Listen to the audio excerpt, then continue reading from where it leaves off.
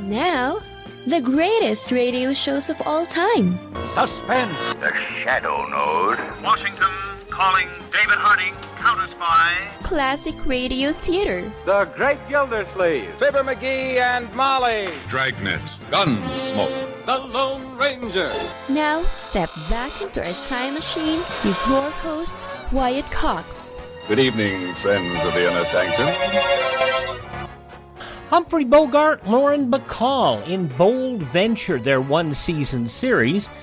This episode was originally broadcast April 30th, 1951, and it appears that Shannon has been framed for murder.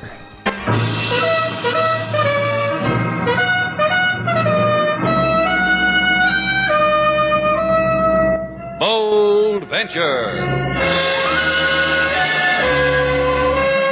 Adventure, intrigue, mystery, romance, starring Humphrey-Bogart and Lauren-Bacall. Together in the sultry setting of tropical Havana and the mysterious islands of the Caribbean. Bold Venture.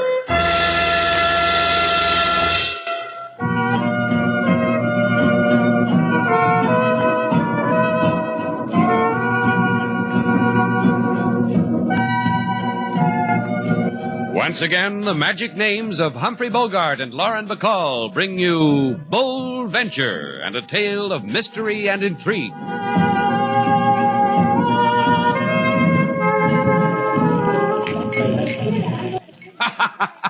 I just told you that hotel joke because of this place. This Shannon's Hotel reminded me. Oh, I got another one for you. Hey, you want to hear it? Sure you do. Now look, you ask me, why do rumba dancers have such an easy time of it? Go on, ask me. All right. Why do rumba dancers have such an easy time of it? You want to know why rumba dancers have such an easy time of it, Miss Duval? Uh-huh. Well, get this, it'll kill you. Because all they have to do is stand around and twiddle their thumbs.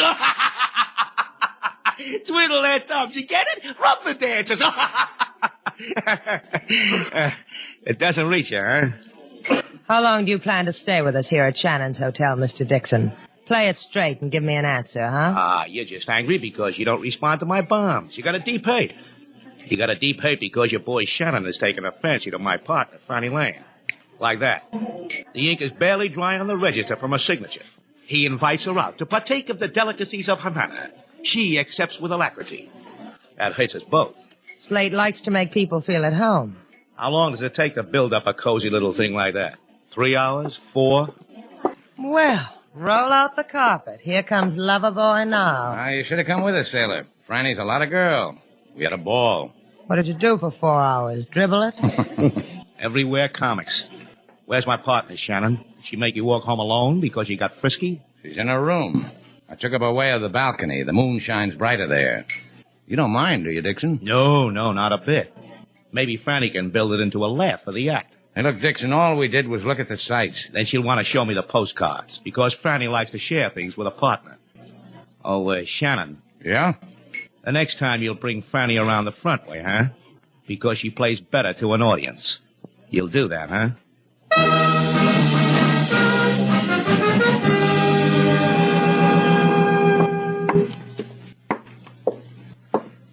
Franny. It's Hal, Franny. Come on, open up. That's my little Franny. Okay, what do you want? Inside. Wait. Invite me to sit down. Have you gone crazy? Tell me a thing, honey. You like Havana? Sure you do. What are you talking about? How much money you got stashed away in Havana, Franny? 20 grand? 100? That's the funniest joke you ever told in your life. I'm a funny man. You want to know another thing? I know who you are. Hal. The first time I saw you, I knew about you. 5 years ago when we teamed. For a purpose, we teamed. Because I knew you were the ever-loving of Tommy Carper. And Tommy's a man with how much money? 20 G's? 100? All right. What do you want? That's my baby. Tommy's in the clink right here in Havana. Because that's the law. You pull a bank job in the locality, you get caught, you get the clink in the locality. That's why you were so anxious to come to Havana, Franny? Listen to me, Hal. Sure it was. Because the dough Tommy robbed never turned up. Because you know where it is. Because Tommy told you. All that dough for us. For you and me, baby. Take your hands off Oh, me. now, Get out of here. Get out. No. You don't talk to Hal like that. Never like that. Franny, get up, baby. You hit your head on that bad old pipe, Franny, huh? Oh. Come on, get up. Hey, baby. You're not going to get up, are you? Never. Well, we'll just have to put you someplace, baby. An alley? Sure, an alley. You went out with a guy named Shannon tonight and you never got home. Shannon left you in an alley.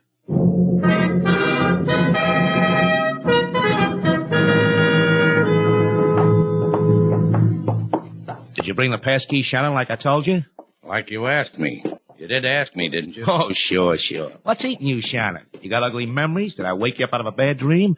You should be grateful. It's just that I'm not used to comics on an empty stomach. What makes you so anxious to get into Franny's room? Well, it's like this. I've been knocking on the door and she doesn't answer. Oh, you must have given her a snazzy time last night, Shannon.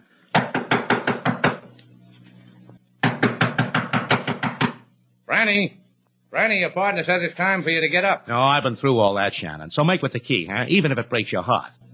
Yeah. Oh, Franny.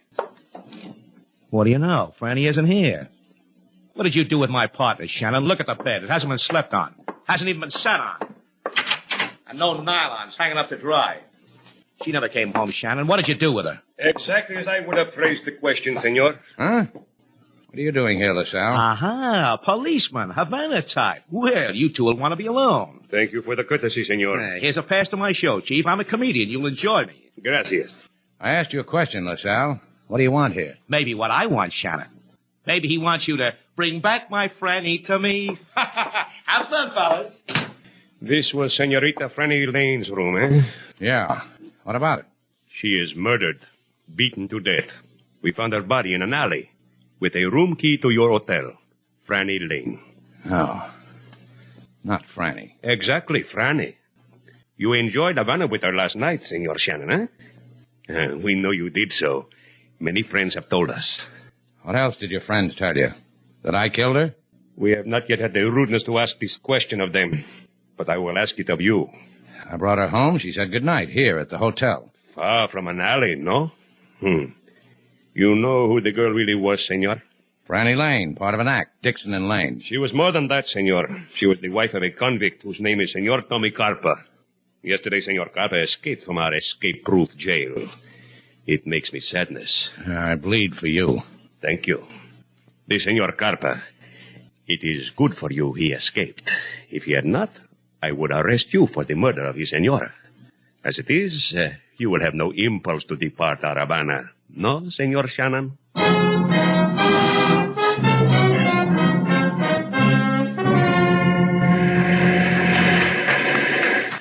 Slate. Hello, Slate. Hi. I've been looking all over the beach for you all day. What do you want? Nothing. Pretty night, huh? What do you want, Sailor? Look at me. What? Go ahead, look at me. What do you see? Now, look, Sailor, I got enough on my mind without making drooling noises at you.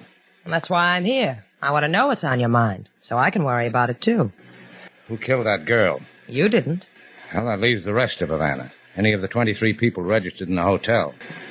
You didn't kill her, did you? It crossed my mind. So it brings us back to the question, who killed that girl? Her husband? You've got to know that so you can clear yourself. Is that why? I've got to know it because she was murdered. Because she was a person I enjoyed. Because she gave me 4 hours out of her life. We laughed a lot together. She kissed my cheek and thanked me when I brought her back to the hotel. Now she's suddenly dead. That's why I've got to know who made it like that. That's why, Slate. What are you going to do? I've been spending the day thinking about it. Now I know. You want to come along?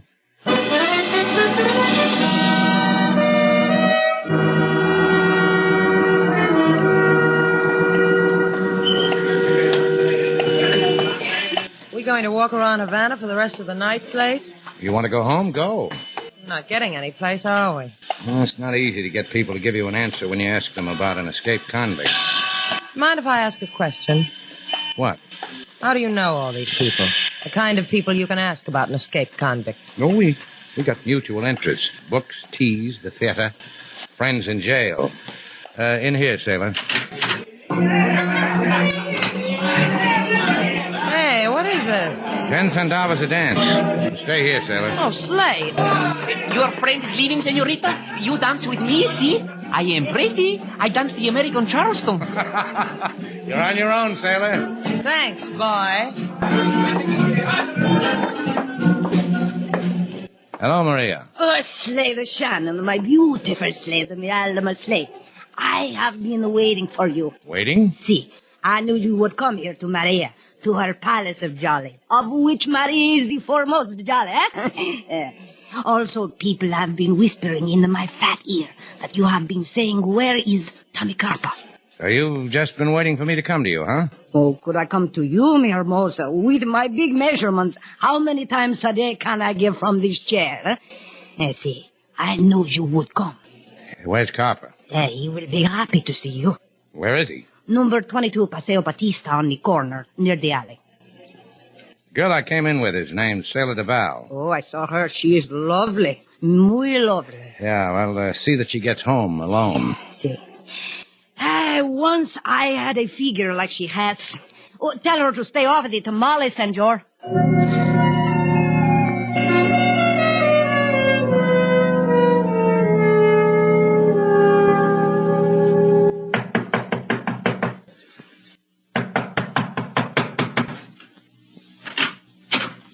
You would be Slate Shannon.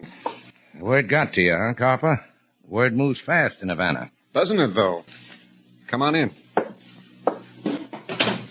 Make yourself cozy, Shannon. The sofa there. And a pillow for your head.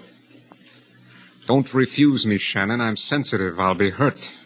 Yeah, with a gun in your hand will help you get over it, huh? Sure it will. Comfortable? Uh-huh. What have you got in these pillows, Carper? Goose down? I never looked. Another word reached me, Shannon. A word that said you showed my wife a big time. Then you killed her. Is that how you operate? One pleasure on top of the other? Now, look, Carper, I came to you... You came to me to die, Shannon. That's why I want you to be comfortable. All warm and cozy. Because pretty soon, Shannon, it's going to turn cold.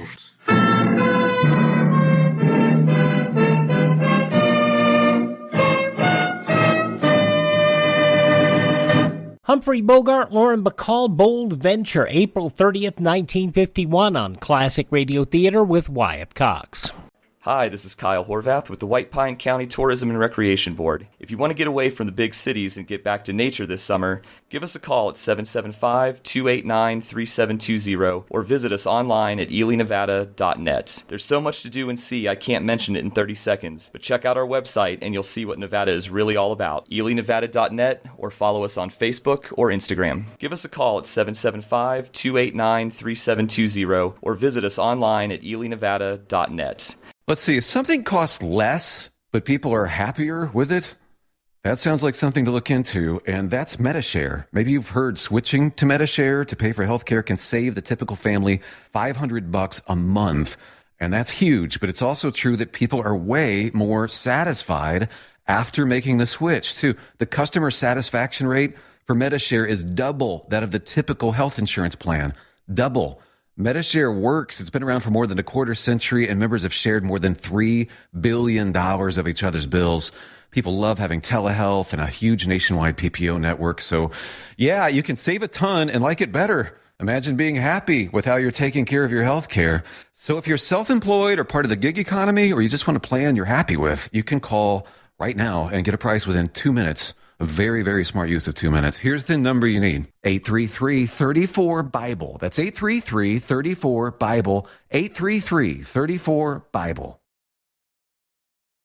In case you're wondering how they got Bogey and Bacall to do a radio show in 1951, it was easy. It's a little thing called the tape recorder. They didn't have to do it live in the studio. They went in, read scripts, knocked out 4, 5, 6 shows in a session, then went out and golfed and sailed and did all the stuff that Humphrey-Bogart and Lauren-Bacall did. April 30th, 1951, Bold Venture on Classic Radio Theater with Wyatt Cox.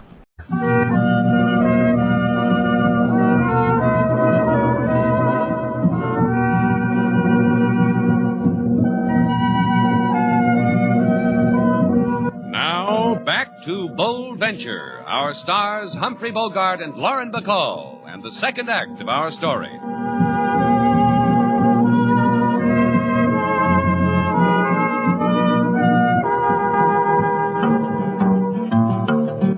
Lady Sailor, she go to dime dance, the place of jollies and bell-bottom pants. Lady Sailor, she try like a hostess to pose. Mr. Shannon, he take powder right under her nose. What are you laughing about? I made $1.30. How that man could Charleston. You mean you danced, Lady Sailor, and let Mr. Slate get away from you? How did I know he was getting away? I turned my back and he was gone. I needed cab fare home. So I danced. You know where Mr. Shannon go? Sure, looking for something. And he'll find it. Why does he do it, King? Why doesn't he stay here? With you? With me. Have it your way. I think I'll take myself somewhere and dream about it. You go for a walk? With the moon dipping low in the tropic sky, I'm going to bid a fond farewell to colorful old Havana. I'm going to sleep. Hey, wait a minute. I wait, Lady Sailor. For what? The letter in the box for room 12. Franny Lane's room. While you were out, it came. I was going to mention it to Mr. Slate when he returned. A letter for Franny Lane. For a murdered girl. Registered. Postmarked Miami. And no return address. Let's see what's in it, King. Don't look at me like that. Mr. Slate would see what's in it. King Moses can compose jail song on spur of the moment. Well, what do you know? What is it, Lady Sailor? A baggage check. For the check room at the plane terminal. A baggage check. I wonder why. If King Moses was you, he would not wonder too much. He would wait for Mr. Slate to do the wonder why. Sing me a song, King Moses, about how I was going to sleep to dream of Slate Shannon. About how I decided to wait up for him to show him a baggage check. Go on, King. Sing to me about Slate Shannon.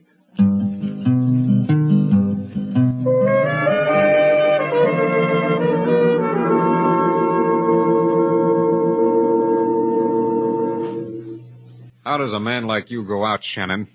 With a Betty Bye prayer you remember as a kid? I pause because it interests me what people tell themselves when they're going to die. If you kill me, Copper, you'll never know who murdered your wife. You. Nobody but you. The word is they found her in an alley. That's no place for my wife to die in, an alley. Cops say you got to her, Copper. You or me, they don't care. I found you. Why didn't I just turn you over to them without going through all this? Maria gave me your address. I could have given it to LaSalle. Why didn't I do that, Copper? It's stuffy in here. I go to open a window. I escaped from a jail because I want to breathe. What do I get? A wall. A stinking alley covered with yesterday's garbage. You believe me now? You believe I didn't kill her? Relax, kid. I'll tell you about Copper. Yeah, sure. Go ahead. Do that. 5 years ago, I did good in Havana. I split open a bank for 50 G's. They put me behind a door for that. But they never lay hands on the money. Stick their noses every which place. Can't find my 50 G's. Hey, look. Don't interrupt, kid. Copper is sensitive, remember? I put 50 G's worth of dreams in a cardboard suitcase. Checked it in a place. Send the baggage check to Franny. Told her to come to me when I give her the word. You find the check on her when you killed her, huh, kid? The cop, I told you. Because it won't do you any good. It won't do anybody any good. I'll tell you more about Copper. A piece of my life I spend in the Army. Yeah, I'll tell my friends how I met a man who was in the Army. They were good to me. Put me in the demolition squad. Taught me how to rig a trigger mine. I rigged them all over the place. In doorways. In suitcases. So you see, kid, if I don't kill you, death waits for you anywhere. Like it waits for... See? You see how it is? Copper.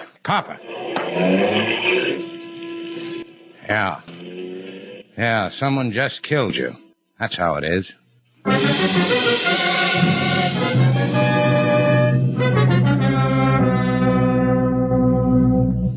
Mr. Shannon's a long time gone, Lady Sailor. He's a big boy now.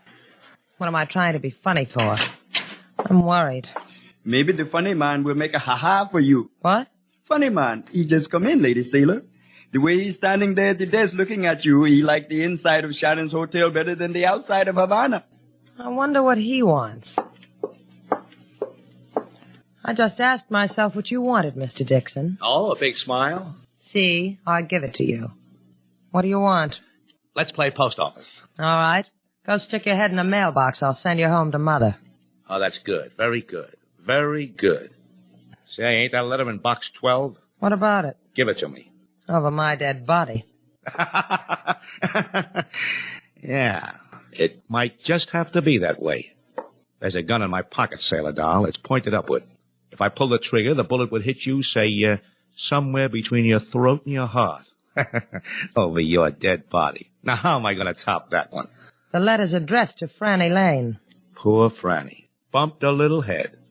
Franny Lane had a pain in the back of her head. It made her dead. You want what I gave her? Here's the letter. Goodbye, Mr. Dixon. Goodbye, Mr. Dixon. How funny can you ad-lib? You tag along, doll. Wave goodbye to your friends over there. Make it jaunty and carefree and happy. King Moses. Yes, Lady Sailor. Ta-ta, King Moses, and toodaloo. Tell Mr. Slade I couldn't wait any longer. Jaunty enough, Mr. Dixon.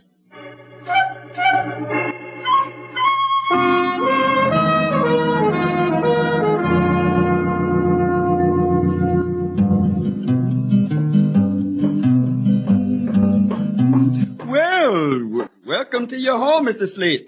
April 30th, 1951, bold venture on Classic Radio Theater with Wyatt Cox. We'll hear the conclusion of Bogey and Bacall's program, along with an episode of Claudia. But first, we have these very important messages you need to pay attention to from your favorite station. No offense, but are you a little fat when you look in the mirror? How would you like to learn the secrets to lose 3 to 5 pounds a week easily, without joining the gym or going through any crazy diets? It's called Body Sculpt by Med Diet. For the last 2 decades, we've been helping people just like you that have pounds they want to shed. We've helped millions of people lose thousands and thousands of pounds over the years. And now it's your turn. Learn the secrets of how to lose weight with one simple phone call. You'll see an amazing difference in a matter of days. Don't believe us? We'll offer you a money-back guarantee. If you're ready to start losing weight right now, call right now to learn more about your risk-free order to Body Sculpt. Call for your risk-free offer. 800-738-5332. 800-738-5332. 800-738-5332. That's 800-738-5332. Are you in bad pain? You know what I mean. Your knees hurt. Your shoulder hurts. Your elbow and back are constantly killing you. And I'm sure you've tried every pain pill or cream available at the drugstore. Am I right? Well, here's something you haven't tried. Pain Magic. Pain Magic is not available at any drugstore. The only place you can get it is by calling the special toll-free number I'm about to give you. And to make things even better, call right now and find out about our buy one, get one free offer. We're so confident it'll work for you that we offer a free bottle with your purchase. No prescription required. Call now to learn how you can get Pain Magic and get rid of your pain. Remember, your results may vary. 800-492-8164. 800-492-8164. 800-492-8164. That's 800-492-8164.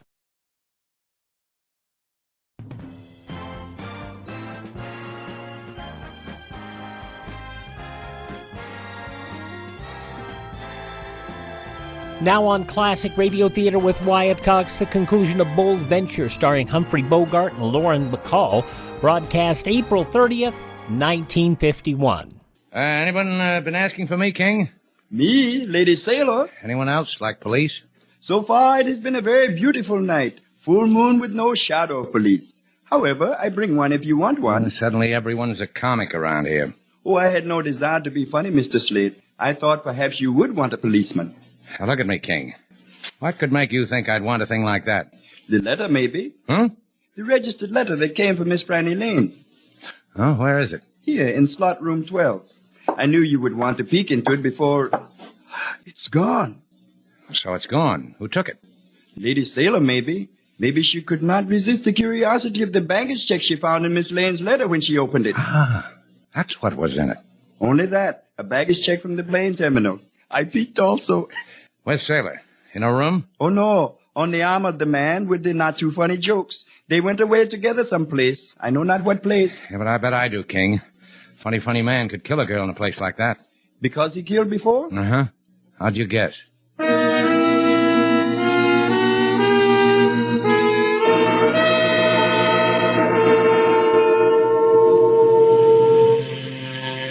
The girl was tall, slender, with honey-colored hair. Si. She came here with a man to get some baggage just a few minutes ago. Si, I remember. Sure you do. How could you forget a girl like Sailor? Frankly, senor, the thing I remember about the girl was her baggage check. It was 5 years old. It was for a suitcase. A suitcase? Ah, that's what compliment. It's booby-trapped. Please, senor. The name booby I do not like. Hell, where'd they go? Out that door there, where the taxi cabs are. Thanks. Hey, cabby. Senor. You see a tall girl and a man, both Americans, come out of here a few minutes ago. They had a suitcase. See, they just took a cab. Well, where'd they go? I heard them tell Pedro the driver, senor, to take them to the beach at Punta Verde. Now, well, take me there, cabby, fast.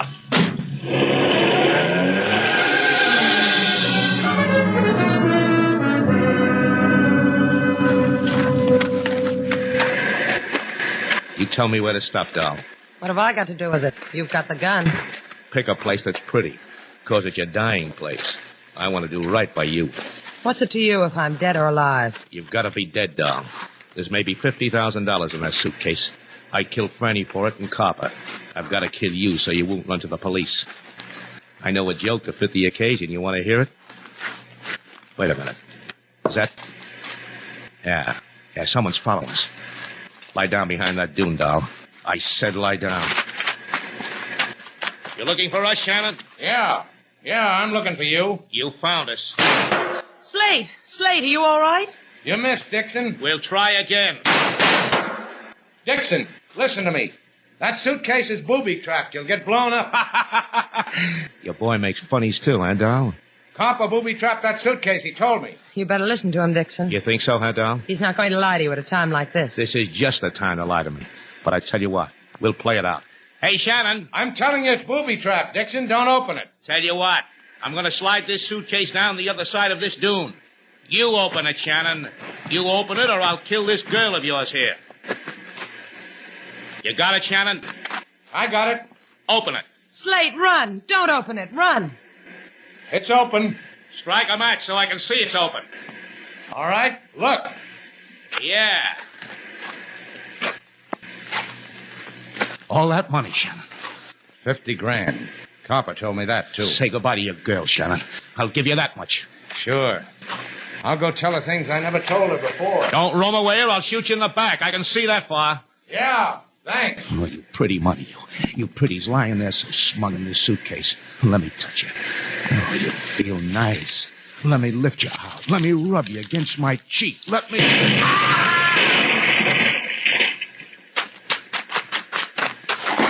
Turn around, Sailor. You don't have to look. We're pretty lucky, Sailor. What happened? Copper rigged it good. Blew up when the money was taken out of the suitcase. Come on, Sailor. Let's go home.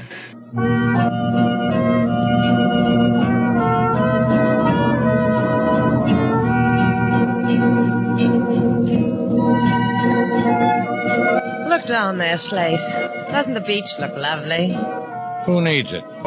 I know a deserted hunk of it where there's 4 clumps of palm trees. So? So you can gather yourself a lovely bunch of coconuts. Goodbye, Slate. Come back here. What for? Is that a way to treat a man who saved you from the jaws of death? The very jaws? Then come to the beach. For what? So I can pin a medal on you. Do it here. All right. Well? That's a medal? What do you think? Oh, I think it's a kiss. Maybe I'm wrong. Come here.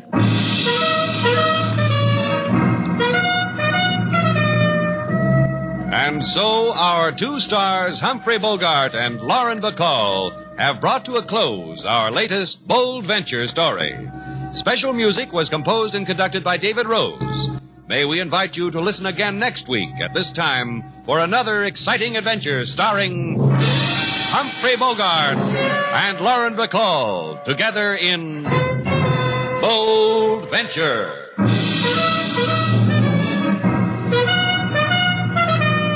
April 30th, 1951, Bold Venture on Classic Radio Theater with Wyatt Cox. It's a big, bold story set in the heartland of America, along the edge of Lonely Mountain. I am open for business. And so Big William Gorgon, played by handsome Michael James, fiercely set down his Midwest roots. Oh, darling, we're going to sell bathrobes and raise chickens. Set his adoring wife, Wilhelmina, portrayed by beautiful Glenda Olsen. Oh, I love our store, Will. But they hadn't counted on Big Ralph's bathrobes and cattle store coming to town. Oh, Will, what will we do, Will? Will had a plan, a way of facing off against tough Big Ralph. We're going to change the face of America. We're going to advertise. For what? With print, broadcasting, and bus benches, we're going to tell people who we are and where we are. What's a bus? And so the story of how one man brought advertising to the heartland. Oh, will it work? It will. Well, my name ain't Will, Wilhelmina. You got to advertise or we'll die. And so the greatest marketing story of all time is here. Advertise or die, dopey. Put your message on this national advertising platform. Email classicradiotheater@gmail.com. classicradiotheater@gmail.com. Now on Classic Radio Theater with Wyatt Cox, an episode of the Coca-Cola syndicated program Claudia. This episode originally broadcast April 30th, 1948. And now, Claudia.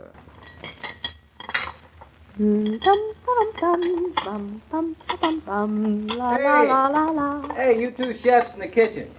Don't I ever get my dinner tonight? Mama, that's David calling again. I've lost my voice with this cold. You answer him. Besides, he's your husband. What'll I say this time? That is your problem. Oh, you're a big help. What? No answer? Why don't you read your newspaper, darling? I have read it. Besides, I don't want to read. I want to eat. You will. When, I'd like to know. I don't know either. He's really very patient, don't you think, Mama? As patient as a man can be when he's hungry. He's usually not very patient. Honestly, losing that can opener would have to happen just tonight. Yes, when we expect company. It isn't just like life. Hey, what's taking so long? It's your turn, Mama. I knew I should have stayed in New York. The carpenters took so long, David. The carpenters? What on earth do the carpenters have to do with my dinner? Everything.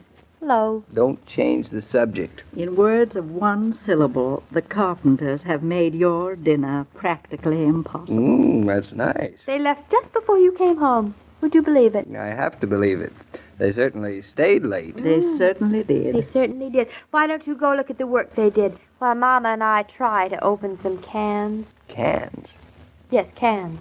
Are we back to our honeymoon days? I am surprised at you, Mrs. Brown. Don't blame me. Blame your carpenters. Honestly, Mama, he's very difficult, isn't he? No, he's just hungry, poor man. Oh, that explains it. Darling, now listen, you know how uncanful I am as a rule. But tonight we have no time to cook. Then let's not cook. Let's eat out. Oh, we can't do that either. Why not? We're expecting company. That's why not. That's something I wanted to forget. What time are they coming? Practically now. And it's not they, it's a she. No. It's our first company since we've been in Eastbrook, incidentally. Oh, quite an event. Yes. Then we'd better hurry. I will open the cans. He's just the man we've been looking for, Claudia. Just the human can opener. Now, would you ladies mind if I simply opened the cans and proceeded with my dinner? Not at all. Proceed. You know he must be very hungry, Mama, using a word like proceed. He's beginning to look wild around the eyes. Now, please, just give me the can opener and then joke all you like. The joke is, we can't find the spare opener. But I don't want the spare opener. Ha-ha. You don't? Good. Very good. We can't find the spare. I want my can opener. The streamlined, self-lubricating, wall-bracketed can opener, the one I bought myself. I was afraid of that. Go on, get it over with. Show it to him. Come here while I choke you. Oh, wait. Now, what did you do with it? What did you do with it? I didn't do anything with it. Mama, you tell him. David, spare the child. One of the carpenters used it to cut a plank, I think. You see how it's bent? I don't think it could open a can in this condition. No. It couldn't even open a grape. I'll buy you another one, darling. Thanks, and I'll put a lock on it. Meantime, it's getting late. Our company will be here, and we have 5 unopened cans for dinner. A pretty mess of things. David, look, why don't you run down to the hardware store on the corner and buy me a can opener? Not a bad idea. Brilliant. Except that the nearest corner happens to be 5 miles away. It's certainly convenient living in the country. There's a fine restaurant less than 5 miles from here. If we weren't having company. But we are. You haven't even told me the company's name, or, is it a secret? Come to think, she didn't tell me. She just called up and said she was a neighbor, and could she drop in and see us tonight? Well, I hope she's worth a canned dinner. She's our first real neighbor calling on us. I want to make a good impression on her. Personally, I'd rather eat than make impressions. No, it's obvious that you two gabbling females aren't going to be any help. I will do it alone. Give me the can. Oh, the man to the rescue. Here you are. Now, how are you going to open it? I'm going to open it with my initiative. Mama, watch close. David is going to open a can with his initiative. That I am waiting to see. I will have you know that I'm not dependent upon mere mechanical contrivances. That is good, because we haven't any around. All I need is a screwdriver and a hammer. Screwdriver coming up. And a hammer? And a hammer.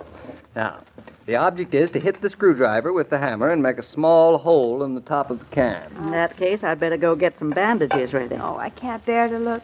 That poor little can. Well? There. Can I open my eyes? Why, nothing happened. Who said nothing happened? There's a hole in the can, right there. Just a little hole. Too bad we're not eating consomme. Now, this hole is just the beginning. David, now hurry. What time is it? Too late. Oh. There's our company. Oh, I'll open the door. At least we don't need a can opener for that. Oh, good evening. Good evening. Come in, won't you? Well, I will indeed. You're Mrs. Norton? I am, and this is my mother, Mrs. Brown. Good evening. Oh, what a pleasure, Mrs. Brown. And you're Mr. Norton? I am. Come right in. Well, it certainly is a pleasure to welcome you all to our little community. We're very glad to be here. Oh, won't you sit down? Oh, no, I never sit down. Oh, dear, no, I haven't the time for that. But you do now. Please go on, sit down. Oh, thank you. You too, Mrs. Brown. Mr. Norton. Thank you. Very much. On which side of us do you live, Mrs. Me? Me? Oh, yes, Mrs. dear, I live at the other end of Eastbrook altogether. Oh, I thought you were a neighbor. I know what you mean. But, well, though we are miles between us, but we are neighbors. I like that. It's a nice sentiment, Mrs. You are city people, aren't you? We like to think we were. Oh, I see. Have you heard who I am? I'm afraid we haven't. Well, then right off, I'll tell you. I am the happy woman.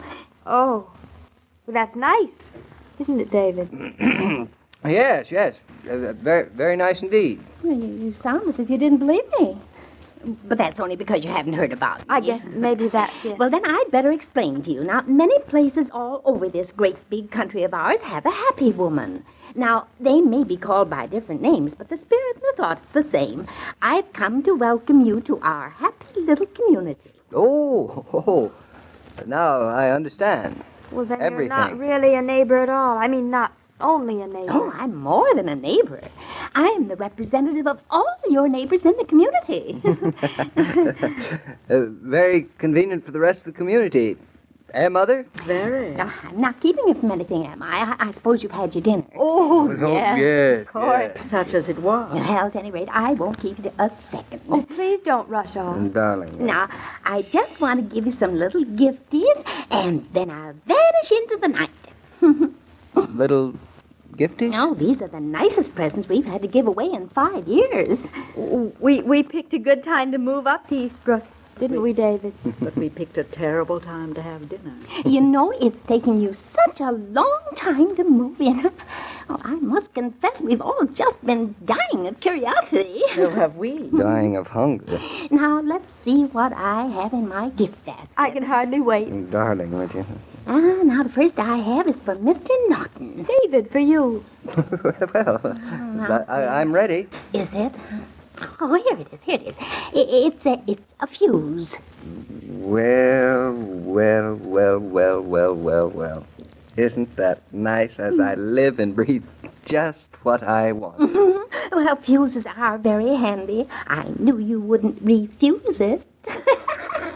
Oh, that's a good one. I hope the fuse is worth it.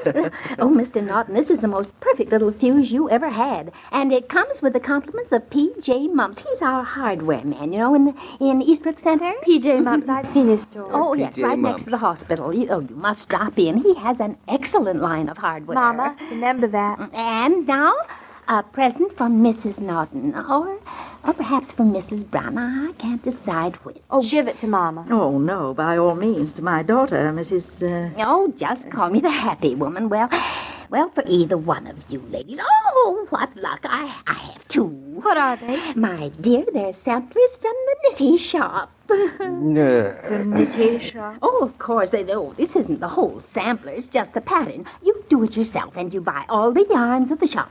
Mama, first thing in the morning. David, you'll come along, won't you? If you'll excuse me a moment, I just remembered I have to go to Oh, no, Shelton. Mr. Norton, now, don't be in a hurry. I've got lots more presents for you. David, darling, you can be busy a little later. Oh, men are so impatient. Now, here's a little present for the whole household. Well, you've done quite enough for us already. Really, you have? We couldn't accept another thing. What else have you? Mama. Now, with the compliments of Mr. Arnold, the very best grocer in town, a brand new chromium-plated can opener. Did you say can opener? That's what I thought I heard. I, too. And if you need any cans to open with it, Mr. Arnold, the grocer will be very happy to sell them to you. Well, you thank Mr. Arnold Oh, for us. we'll be in to see him, but for tonight we have our cans ready and waiting. No, you're so appreciative, and I'm so glad I came. So are we, in spite of your not really being a neighbor. And you've done me a very great personal favor, Mrs.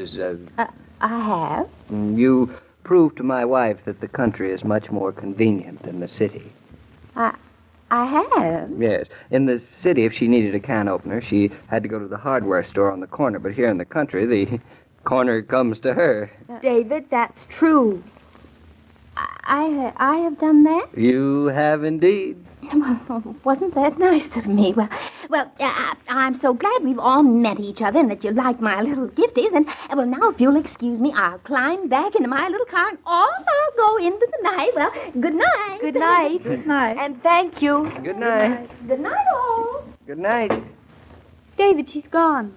Well, Now we could go to a restaurant and have a real dinner. go to a restaurant. Yeah. With this beautiful little can opener in the house, I should say not. Mama, he's mad. On the contrary, I wouldn't dream of insulting our first semi-neighbor who came to call and left such pretty little gifties. You're right, Claudia. He is mad. I'll brandish my trust in you can opener and say, follow me, ladies, to the kitchen. Boom, boom, ba-doo-doo. To be hospitable, any dictionary will tell you, is to be friendly, cordial, to receive guests with a generous display of goodwill. But the generosity of spirit mentioned by Webster's and Funk and Wagnalls needn't involve generous expenditures of hard-earned money.